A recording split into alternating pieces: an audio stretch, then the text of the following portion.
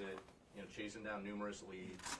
So we're just going to provide a couple updates, and because I know everyone's on it. We really appreciate you guys staying on this and keeping those images out there, but we also have to respect the investigation. So this is Detective Sergeant Matt Jacobson. He'll do the spelling, and I have a few remarks off the top, and then we'll do a few minutes of Q&A. All right? Hi, my name is Matt Jacobson, Jacobsen. Again, I'm a sergeant with the Detective Division with the Portland Police Bureau. I'd like to start by mentioning this is an active and ongoing investigation. Obviously, anytime two of our officers are injured in such a violent way, it's not only an assault on those officers, but it's an attack on public safety, which we take very seriously. The stance from the police bureau is an all-hands-on-deck posture right now, both within our investigative resources and our uniformed personnel. Everybody's playing a role. The outpouring of information we've gotten from our community has been wonderful. We encourage everybody to continue sending in tips. We are looking into those thoroughly, and I want to just make it very clear that we will not stop until we find this person and safely take them into custody. It will continue at the pace we're working until that happens. Can you talk a little bit about how common this type of situation is? That you've got, 4 days now into a manhunt. Does this happen often? Well, this is an uncommon situation we're dealing with in general. We are very lucky here that serious assaults on officers don't happen all the time. In terms of investigations, we take our time. Generally, when a case comes to the Detective Division, we talk about time being our friend.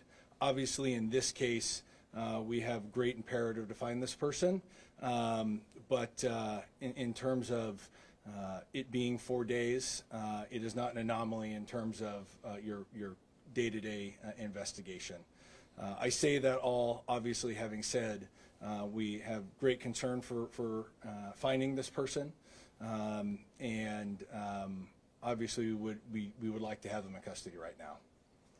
What is the warning to the community? The person likely still armed or not? So we believe this person is still armed and dangerous. I will reiterate the importance of our community being vigilant, keeping their eyes open, and passing along any information they can. In terms of a threat to public safety, as I said, any attack on law enforcement is significantly concerning. If they're willing to do that to the police, obviously there is a concern they do that to somebody else. But with that said, we aren't holding any information that says this person is a direct threat to any specific people or anything like that. So how far are you concerned that the suspect has left the state? And if so, have you been communicating with other agencies or even youth Canada? We have been working really thoroughly with a number of different local, state, and federal law enforcement partners. I'll say also the outpouring of support from them has been humbling for us. The partners we have are urging to help. They want to help.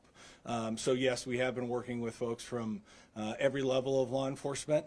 I think in any ongoing case, there's a concern that that suspect may have fled. But again, we don't have any information to support that. But we do keep all of those options open as we go through our investigation. Is there any reason to believe that the 911 call that initially came in was some sort of entrapment or ambush or anything like that? So there's some information that we're gonna hold back right now, and again, not for any other specific reason, is that we're still vetting a lot of information, and I wouldn't want to give false information, but we're still working through really the details there. How crucial was any information that you were able to get from the officers who were wounded? I assume at least the one who was released is able to talk. Again, out of respect to them going through the recovery, we were able to pull quite a bit of good information from the scene that night from various resources.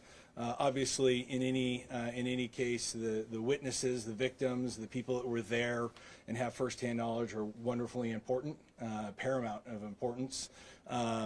But again, that information we got that night has been only supported and bolstered by the tips that we've received. Can you talk about the volume of those tips a little bit? Absolutely. So at this point, we've received well over 100 tips.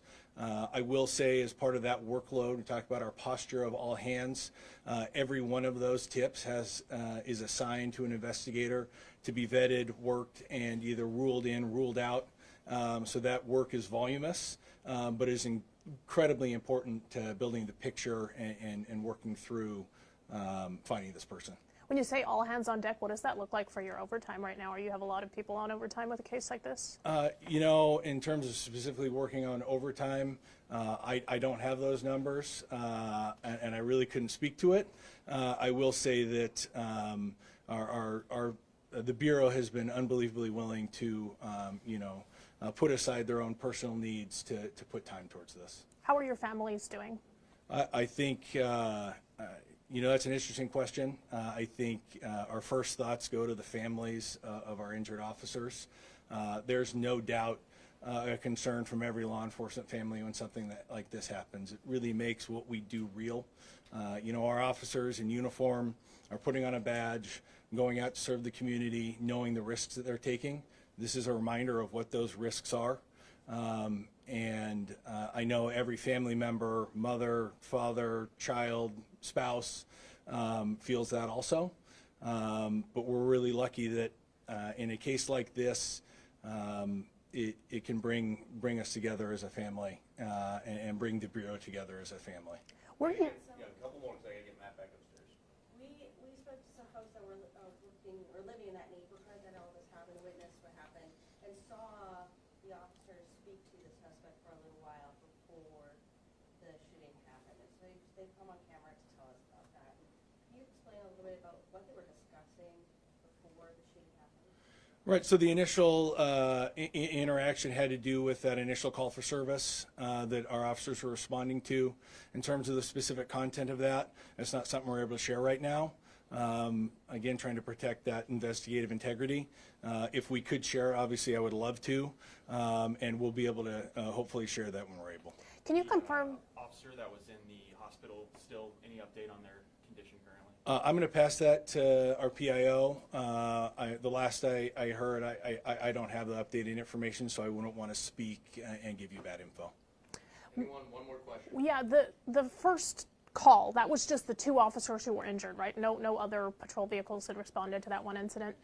Can you? So when the 911 call came in and the two officers who were injured, they were the only patrol car responding to that one incident at the time. They arrived alone. There were no other vehicles.